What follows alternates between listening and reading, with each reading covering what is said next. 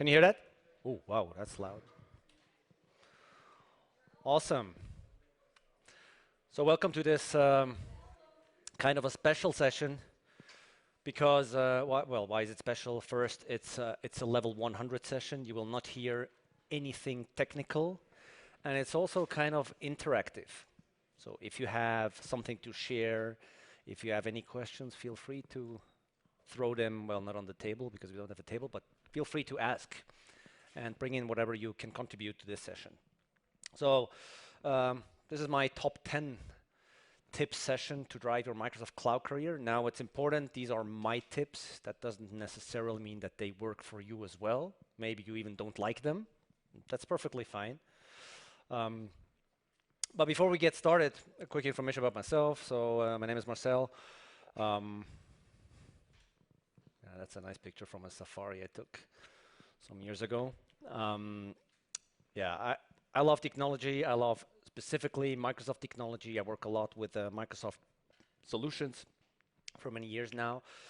As you can see in my free time, I drive scooters, I walk my dog. So I have lots of activities and actually no time for myself, obviously. All right, so coming back to the session, I presented this session only once in my life. So this has only been presented once at Experts Live Europe last year in November. Is that correct? I think it was November. Thanks for confirmation. And in November, because Experts Live is in Europe is like a little bit of a bigger conference. It's a multi-day conference, and I'm much more involved in the organization there. I thought, well, do I really want to present my own session? Because I obviously don't have too much time. And then I thought, well, why not bring on board a co-speaker?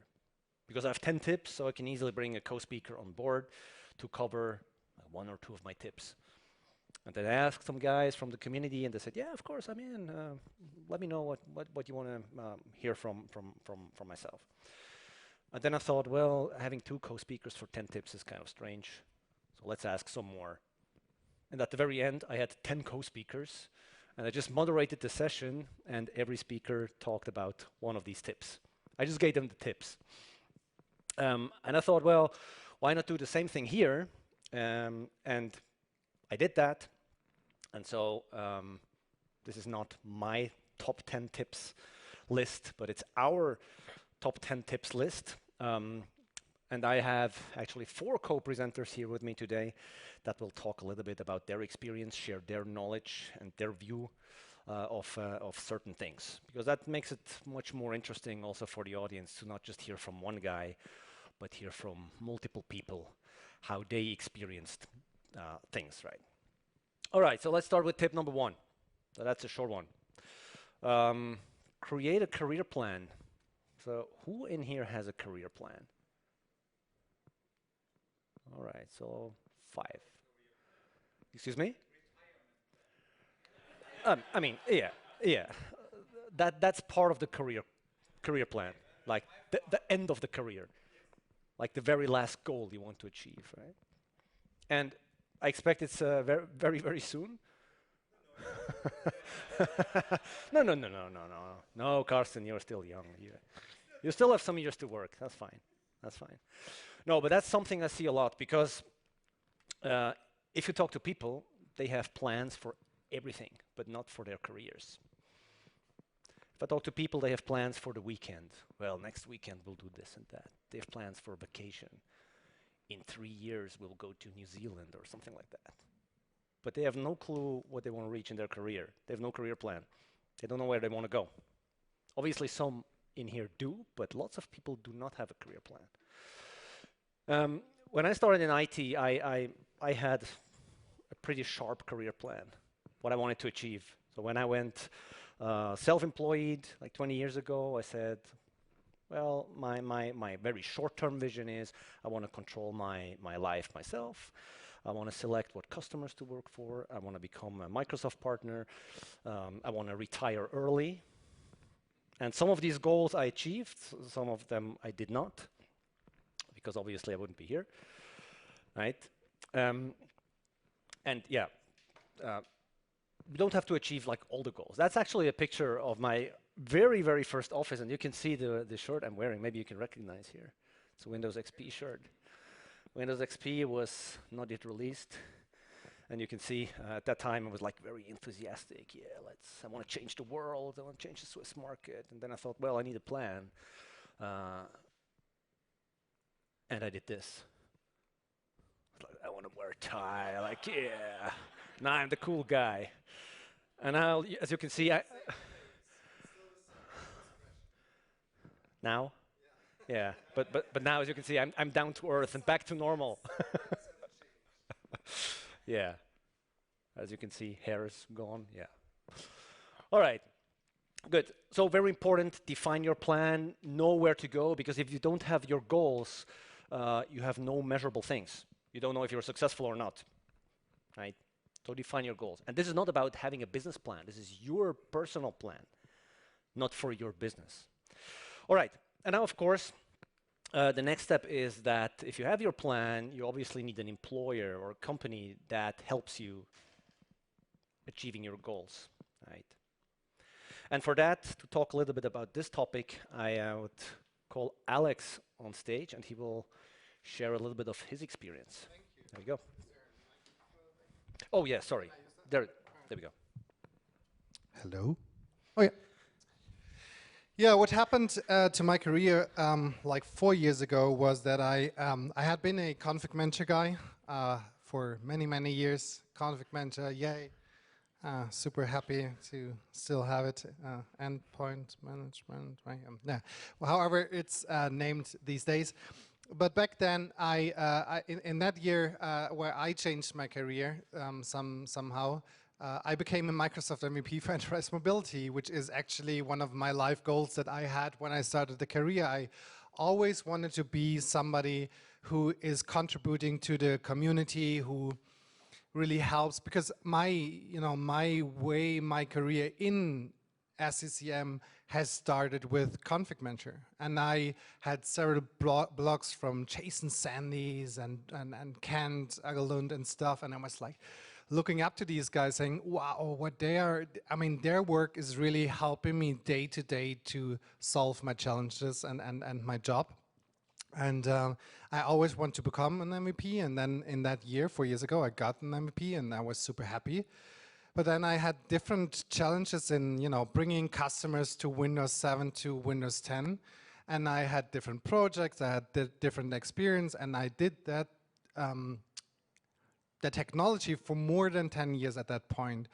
And I somehow felt that I'm a little bit exhausted to, talk to customers about you need to transform your organization. It's not another operating system, and you really need to adopt. You really need to. Microsoft will not, pull back. It's you who need to change, right?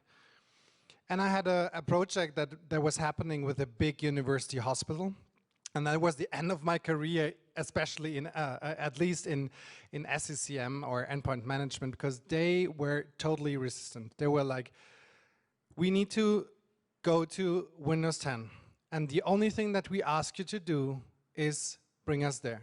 We do not want to move, we do not want to change, we do not want to adopt, just bring us there. And I really fucked up this project pretty hard because I always kept arguing and discussing with them and telling them, guys, there is no roaming profile anymore. It will not work. There is no doctor that can move from one, room to another and then have roaming profiles that merge his files, and then everything is there, right? So you need to understand how Microsoft is driving the strategy to really adopt it and transform. And they even kicked me out one day out of a workshop and said, please bring us somebody that has more experience in that area. And that's when I decided that this is somehow at the end of my career in endpoint management. And then I reached out to my boss and said, I'm done with config manager, I'm done with endpoint management, I'm really done. And he was like, okay, you just became an MVP, but well, things happen, so what is your plan? And I was like, I don't have a plan.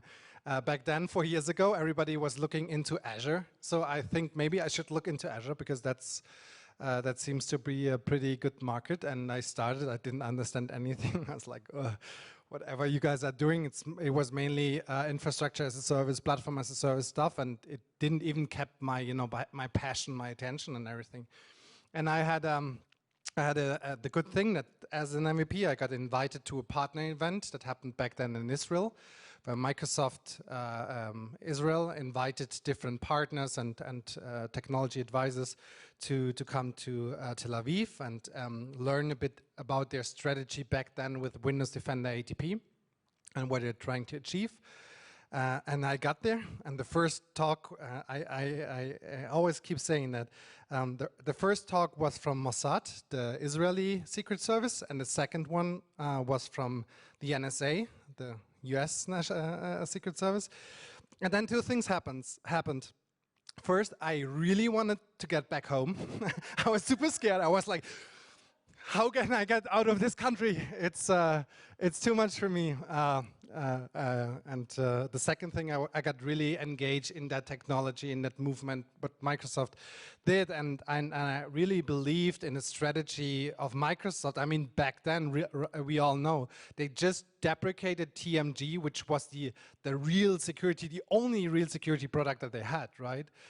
I was like, okay, going back to Cologne, talking to the upper management, saying, I want to do security, and they said, good, you find something. With which vendor? And I was like, Microsoft. And they went like, Microsoft? which tool? What's your strategy? And then we talked and talked and talked, and things happened. They were able to support me with 2 more people in my team. We started evangelizing and got projects and did POCs and proof of values, and more happened.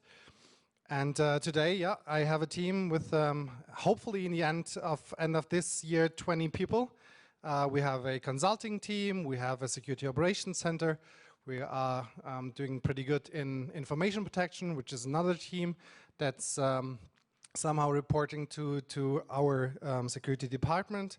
And things are going good, and that's what I wanted to share with you, that even if you do not have a clear perspective at what you're doing, to find or to come to the result that you're finished with, 1 project at least, is not a bad thing, and keep your eyes open, and of course, I mean, find a company that supports your plans and really believes in the skills and perspective that you have, and I had the luck to find that. And I would like to encourage you to do the same. Thank you. Thank you so much, Alex.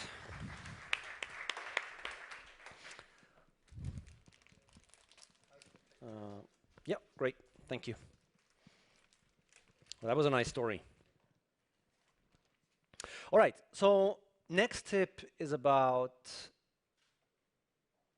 your engagement with the community. So I really encourage you to attend user groups, events, conferences, and so on. Why is that? I mean, you heard the credo of Express Life this morning. We want to make sure that people come here and they can take something with them back home, so that they learn something new, right? That they can connect, make valuable connections. And that's also very important. And this is the most, let's say, important thing that, well, for me at least, when I attend conferences. I not mainly go there to attend sessions, I mainly go there for networking purposes.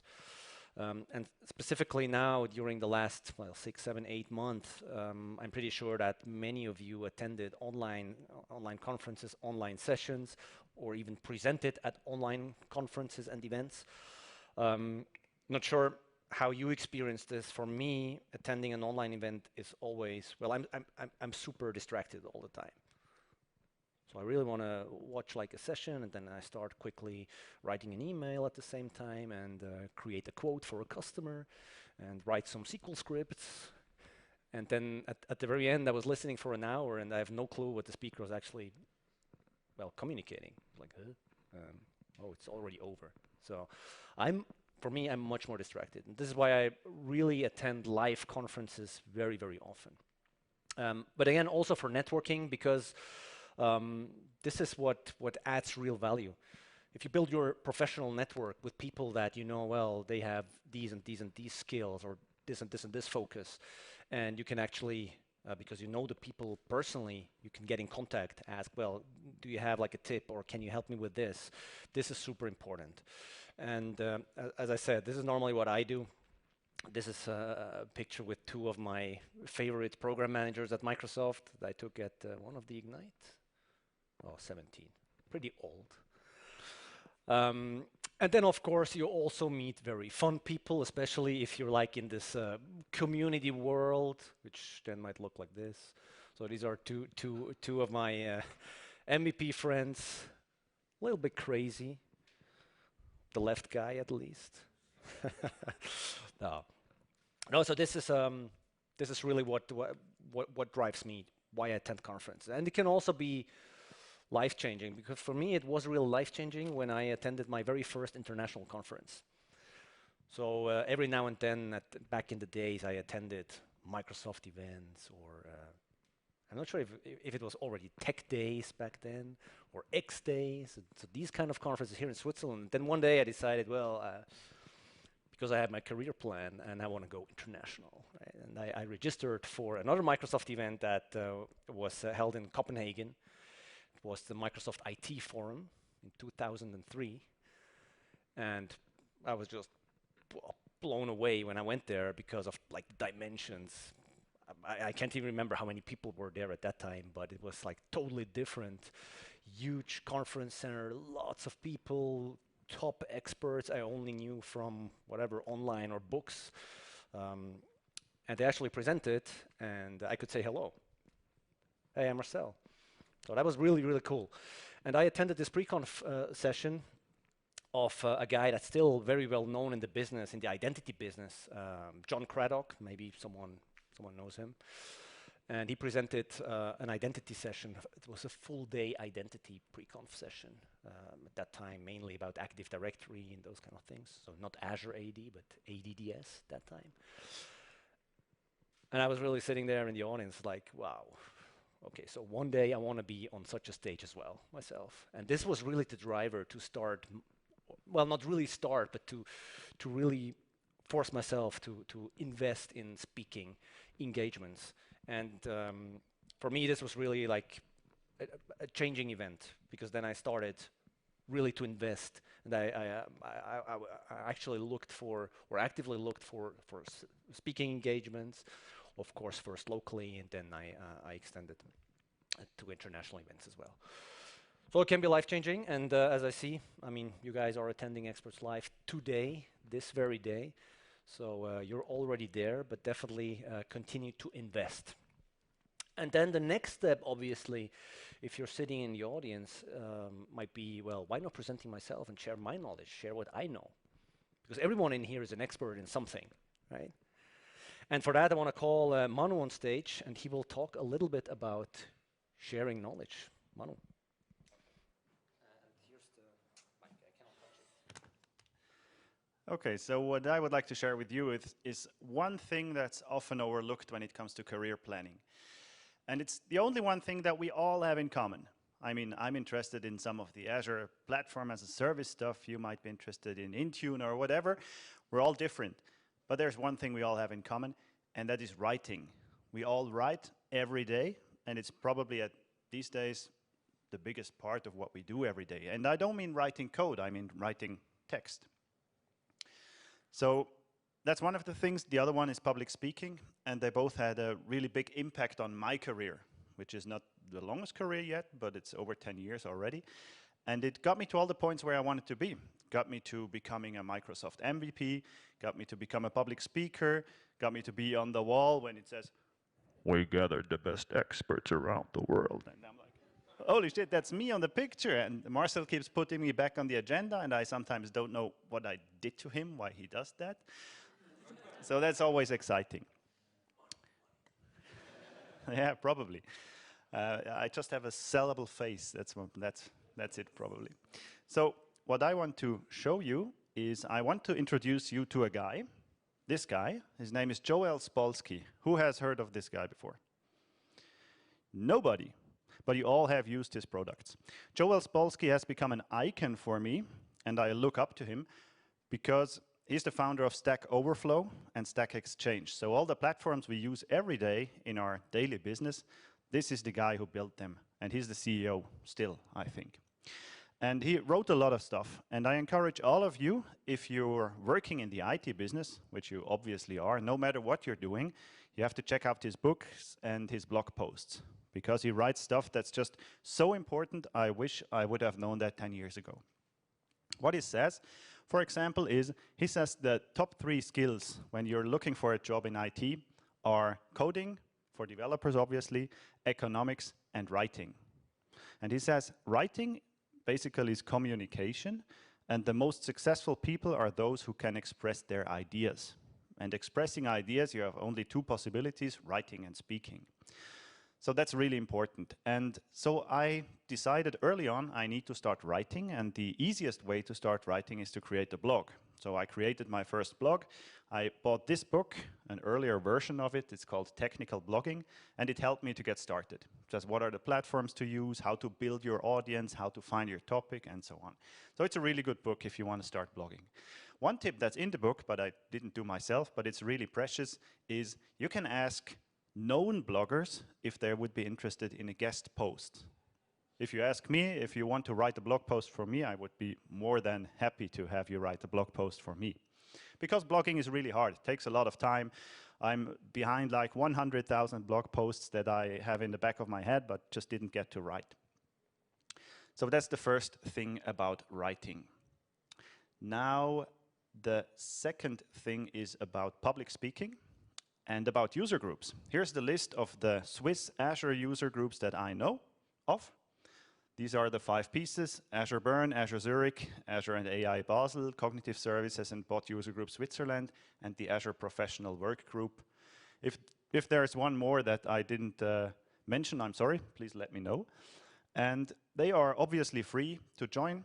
They meet on a regular basis, virtually at the moment, most of them, or all of them, but I hope soon enough in person.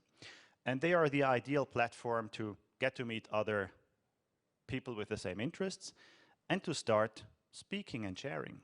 So my action plan for you in terms of user groups is: number 1, attend and learn; number 2, network and connect; and number 3, present and share. Because I'm organizing one of them, the second one, the Azure Zurich user group, and I'm always looking for speakers and people who are interested in speaking. And you don't have to be an expert, you don't have to have any experience. I would let you speak for 5 minutes if you want.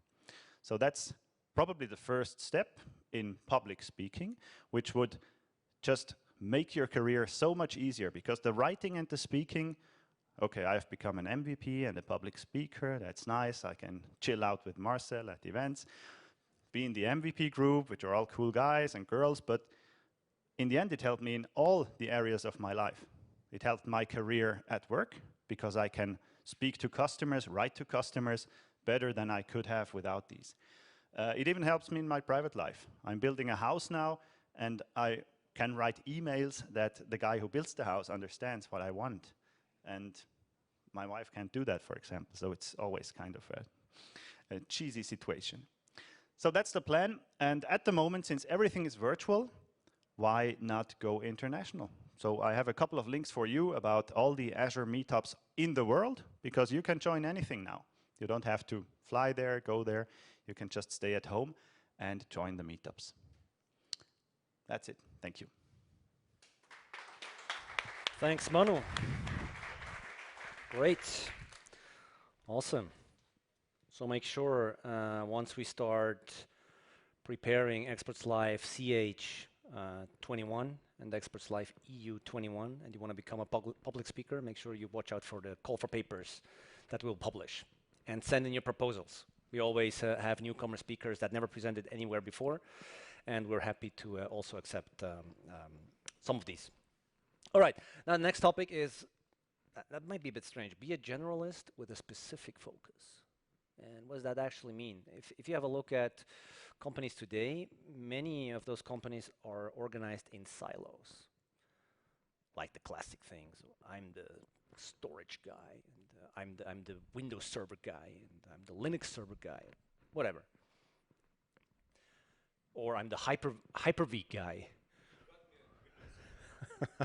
All right, good. So, and I mean, that's fine. That's just an organization that's coming from the old world, but many companies are still there, but this will put you a little bit in trouble, especially if you take the next steps towards the cloud, because what we see is, and well, that's the reality, is that the applications are moving more and more to the center of our activities and our actions. And talking about DevOps, or if you already live in a DevOps world, you know that it's all about the app. And you need to have a team that is able to actually manage this application with everything that belongs to the app, which means developing the app or architecting the app, deploying the app onto some platform, make sure that the application is secure, operate the application, improve the application, and so on. And for that, of course, you cannot have one guy that is just interested in whatever, code testing and nothing else. Just doesn't work. Just doesn't work anymore, right? So the application is moving to the center, and what we normally suggest, or what I think is a very good plan, is you should become a so-called T-shaped learner. So that's this very famous term. So you should learn like a T, which means go broad, right? Be interested in multiple topics so that you can have conversations outside of your comfort zone as well. And then, of course, have some, let's say, level 4 or 500 depth in a few areas. You cannot be an expert in everything, but you should be able to have a conversation with guys that are living in some other areas. But that's a problem today, because if today you go to a company that is still like a little bit old school and you talk to a storage guy, he's not interested at all in security, network, cloud. No, he's interested in his hard drives. So that doesn't work anymore. Now that's a list of my acclaim profile, and it's not here to show you, well, I have that many certificates. But what you can see here, and maybe it already catched your eye, is, for instance, this. Look at that. I'm an AWS certified cloud practitioner. So now what does that mean? Honestly, I never worked in an AWS project. I would never ever work with a customer on AWS, not because I don't like it, it's just because I know the very basics, but I'm far beyond being an expert. So my comfort zone is more this stuff, the Microsoft world. But actually, if I have a look at all of these badges, the one that I'm really most proud of is this. Because to actually get to this, and I have to say, when I started working on this certification, I never ever in my life touched the AWS portal or the AWS platform. So this really forced me to, well, create a login. Log in onto the AWS platform, and then start learning how this platform works. And it was a super cool experience. And today I can have at least a little bit of a conversation with some AWS guys without being an expert at all. Right? And that actually helps also in customer conversations if you know a little bit about topics outside of your comfort zone. And you can still be an expert in other areas. Now, how to get to certifications? I think that's an important one, and I really encourage you to also work on your certifications and awards. And for that, we have Mr. Karsten Rachval that will talk a little bit about this topic. Karsten, here's your mic. Thank you for Mr. Hello, I'm Karsten Rachval. I told you already when Marcel talked about career plan, I have an exit strategy for my career plan because I'm already over 50. I started with IT 38 years ago. When I tell this, I do a lot of public speaking and giving courses, and I have often people in there that were not alive when I started with IT. work professionally in IT 32 years now, and I have my own company 29 years now, so a lot of years. And Marcel got me thinking while he was talking about career plan, what is my career plan? So I want to add to that. For me, because I've doing IT forever now, and IT changed in the last 30 years so many times, and it's getting faster and faster. So I want to add to the career plan 3 thoughts. Maybe they come later, but be curious. So be interested in new stuff. That helped me a lot. Learn continuously. So IT is nothing for people who say, I learn, I study. I'm also, I studied, but it was never over. I learn daily and have fun. And I think the last part, have fun, is the most important one. Marcel and me talked about certificates, and I have many of them, but they are all outdated. So my company had 4 Microsoft Gold, was 4 times Gold partner and 13 times Silver partner, and you need a lot of certificates for that, but these times are over. There's only one thing Microsoft cares about now, and that's the cloud and cloud certificates. And I started with them, but I'm out, and I get easily distracted. How you tell, there is always a mail coming in and so on. So I have a lot of certificates, but they are all on premises and outdated. But I think they are important, and for the Azure certificates, there are great things where you can learn with. For example, I don't know if you know Udemy or LinkedIn Learning or other things. Udemy, there's always a sale. So you get always the courses for 11, 12 euros. I think half of the time they are at a hot sale. So they have great Azure courses. So if you want to start and get all the awards or the achievements Marcel got, I think there are nearly courses for that on Udemy, and the trainers are really great. But I have the problem, my attention span is not so long anymore. Do that. Unfortunately, there are not any on-premises certificates from Microsoft anymore. I'm still in the on-prem world. To tell a bit about me, because awards are very important to me. I was a Dell community rockstar.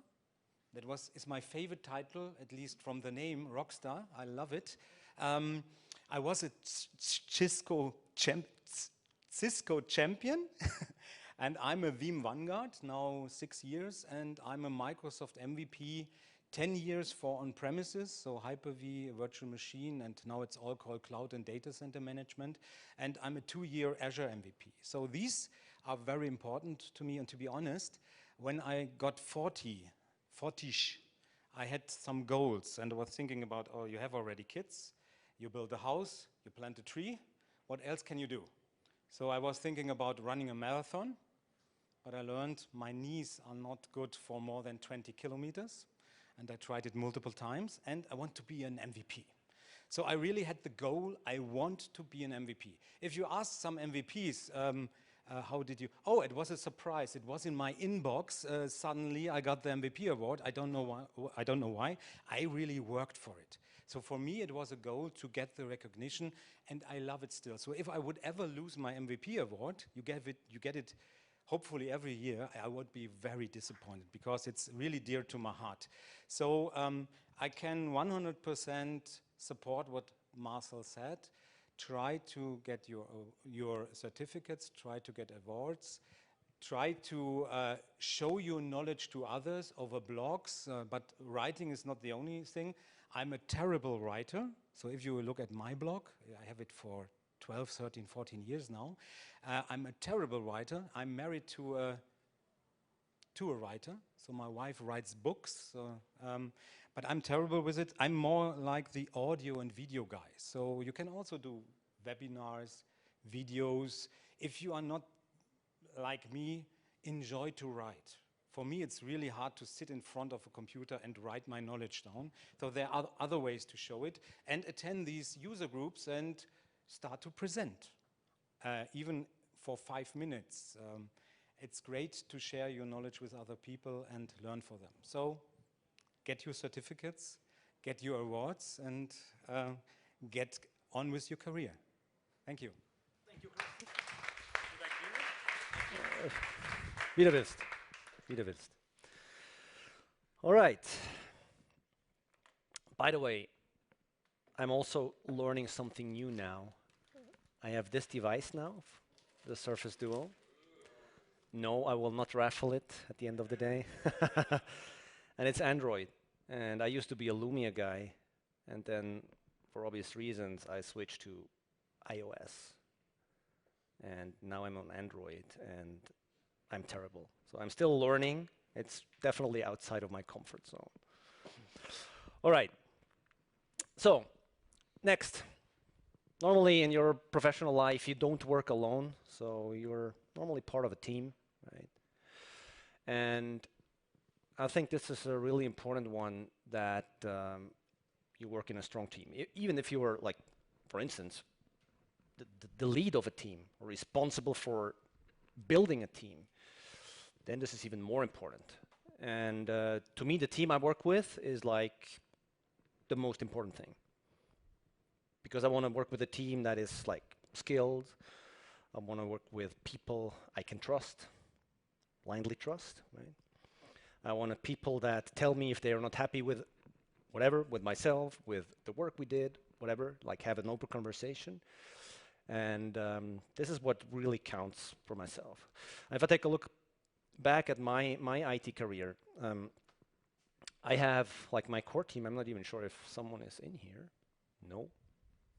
Yeah, okay, maybe not such a good team. All right, no, but I have kind of my core team I work with for, well, 13 years now. We're 3 guys really stick together. And all those years, I mean, I'm not saying we never had like very tough conversations and we had like different views on things. I mean, that's normal and it's also good. But at the very end, we were always able to find a solution that works for, or worked for everyone, right? And I normally compare my team to, or this core team to kind of a soccer team, so a football team. Because we were totally different types. And that's, I think, the very important thing. If you build a team, try not to hire people that are the same as you. I imagine you have a team with 5 Marcels, it would be horrible. So we need different types of persons with different skills, but also different like view on things. And our team, as I said, is like a soccer team, because that's always the story I share. Is we have, and I will not mention any names, but we have one guy that is really rushing. So it's the forwarder of the team. Like, let's do this, bam, bam, bam. And then, of course, you need another guy saying, well, you better think twice. It's not always good to like blindly rush somewhere. So yeah, that makes sense. And then you need kind of a person that somehow connects the defenders and the forwarders, which is the midfielder. And if you have like this kind of setup, this makes the team really, really valuable. You need different types. Don't hire people like yourself. You will fail. You need different types. Think diverse, to use the Microsoft magic word. All right. Good. And then, of course, the team is important, but at the very end, it's also about yourself. And what I think is really important, and this somehow continues where Manu started, is about creating your personal brand. Because at the very end, it's about yourself. You work with customers, right? Or you work for your business. It's about you. And what I think is really important is that at the very end, and it sounds a bit harsh, but at the very end, you are the product. Right? You sell yourself to someone. Right? If you're looking for a new job, if you're looking for a new role inside the company, yeah, you can join. Then, of course, you need to actually be prepared. You need to be known. And what I did to actually build my personal brand, and that was kind of a longer story, is I consolidated all of my different profiles I had. and I switched from using like those cool names to my real name, so that people actually started to understand, oh, there's a real person behind this strange thing. So, for instance, when I became an MVP back in the days, I was focusing on one of the most important products that Microsoft had in their portfolio at that time, which was a System Center Service Manager. I'm not sure if you know, heard of this. If yes, you were like very deep into the System Center technology. It's not that broadly adopted. And I thought, well, it's cool to have like some SCSM name for my profiles. And in all my profiles, I used SCSM something. And that helped me maybe to become an MVP for SCSM at that time. But then later I realized that it doesn't make any sense because, as I told before, you need to go broader. You cannot just have like one very specific focus. But back in the days, that was the case. And so I changed like all of my profiles, no matter if it's LinkedIn, Twitter, you name it, to my real name so that people could really see, okay, that's a consistent story that Marcel is trying to sell, also on the blog and so on. And I think this is very important. And if you start building your personal brand, what's very important, and I know that's it's not good that you're here because this actually impacts you directly, is what you should do if you build your personal brand is think of what do my consumers want to hear from myself? Do they want to see pictures of my food? Yeah? Or do they want to learn something? How can you add value? Yeah. Sorry, just quickly now speaking of food, this is the perfect time. I just want to quickly say that with your lunch cards, when you go out for lunch, KFC and Gourmet Asia, they have a header, so it will not work there. So, but it does all other restaurants. And additionally, we have booked now also one floor up. So if you get your lunch, you can either eat it on this floor, but you can also move upstairs if you get more space. So just That's the perfect link. Food. That's good. and take food pictures and tag Marcel because he loves it. No, don't. I will unfollow. No, I will even block you. I will block you. All right, good. So I think that's important. So start working on consistency, add value, really make sure that your outside view is like high quality.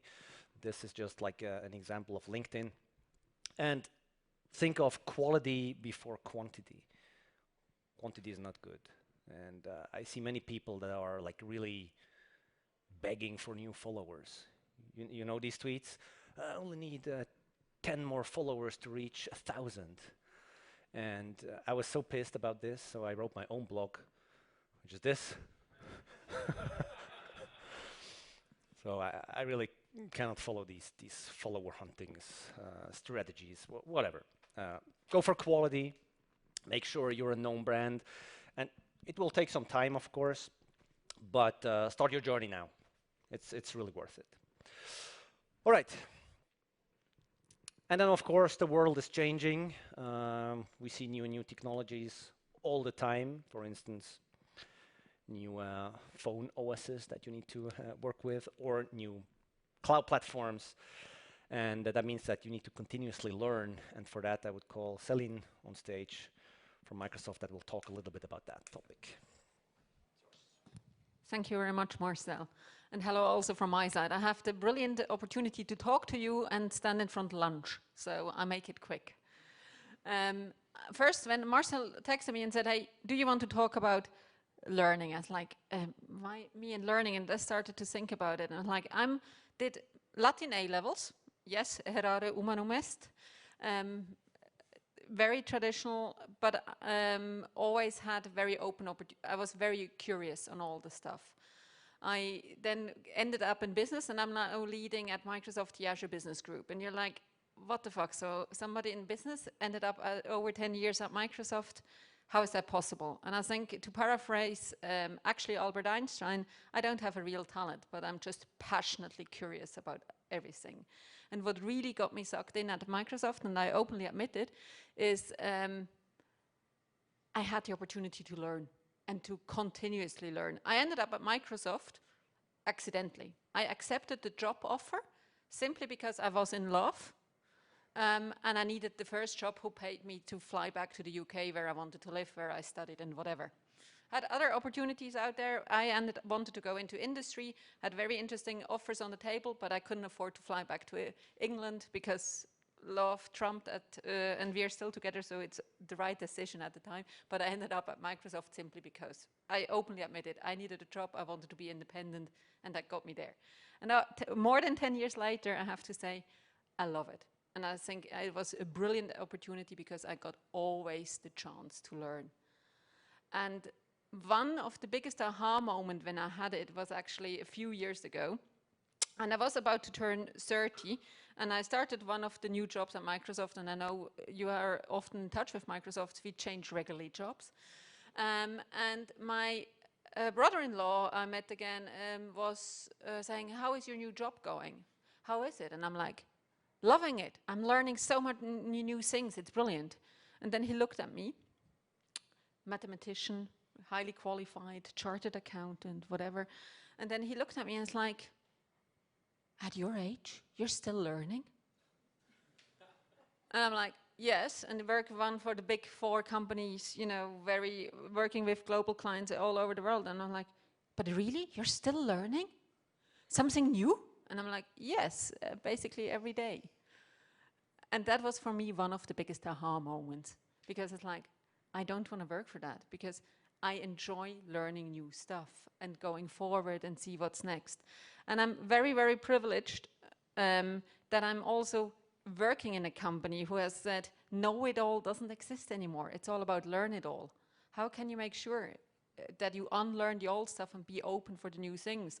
And that is, if you go to our Infopedia, our internal Wikipedia, where we look at, that's now called Microsoft, the learning site, that's where it starts. And it's like, hey, that's me. You see me. So it tells me, you have learning to do.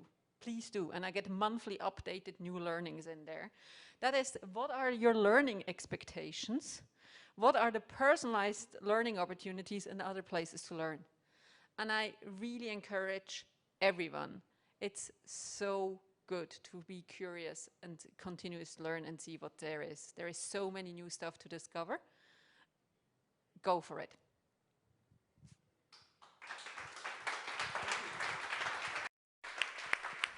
Thank you, Celine. Awesome. I have an additional story to share. Not long ago, maybe 3 weeks ago, 4 weeks ago, a potential new company called us, said, well, we want to learn about Azure because we now have a little bit of M365, and now Azure is kicking in, and let's have a look. But we have no clue. And I did a fundamentals workshop, well, not really a workshop, more a presentation, where I showed them, well, what Azure is, how it works. And then in the first break, one guy came to me and said, well, Marcel, I mean, this sounds all good, but I have 2 problems. Number one, I'm the VMware guy in this company. I love VMware. I'm not interested in anything else. And second, even if I would, and that was really his words, even if I would, you know, I'm already 40. It's like, what the fuck? What does that mean? Yeah. Learning is never done, especially not in these days.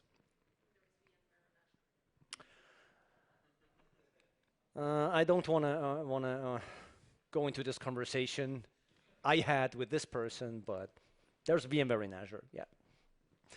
All right. So we're already at the end of the time, so I will make this last tip short. Yeah, why not becoming a mentor and help others?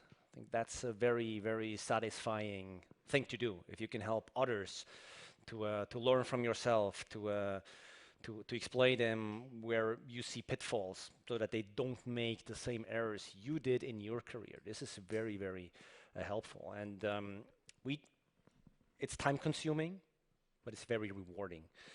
And what we normally do is really try to help juniors to somehow get into this professional world. May it be by giving them speaking opportunities at conferences, one thing, or just bring them into bigger projects where they can really learn, and they are guided by some senior, whatever, engineer or architect or something. This is really rewarding, where you can see that someone actually succeeded because of your assistance and your help. So this is really cool. Become a mentor yourself. Last tip of the day. And that said, if you want to follow all of these tips, it's, well, a journey. It's not something you can do in a day or two, unfortunately. So it will cost you lots of time, energy, maybe also money to get there. But I definitely can tell you that it's worth it, and I'm pretty sure that all my co-speakers would subscribe this. And that said, I hope this was like kind of different talk, but it was kind of inspiring. At least I have not seen too many people pulling their notebooks or walking out. Take whatever works for you. Add your own sauce of things. And that's it. Thanks for coming. Thanks to the sponsors. And thanks to my co-speakers for presenting and sharing their view. Enjoy lunch.